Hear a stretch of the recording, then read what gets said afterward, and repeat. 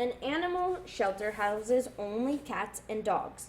There are 25% more cats than dogs. That word more tells us that we need to add it to 100. So 100 plus 25 gives us the percent that we need, which is 125. Percents are always out of 100.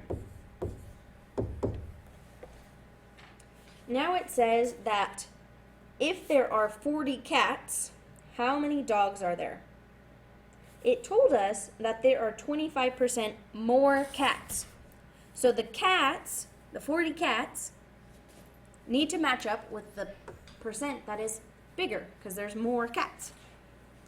So we're going to put 40 for the cats on the top of the other fraction. And the bottom is going to represent the dogs. You might even use the variable d to represent the dogs. Now we're going to multiply diagonally or cross multiply, and then we are going to divide by the number that's left. So 40 times 100 and divide that by 125. And you should get 32 dogs. But we're not finished because it says, how many animals are there in total?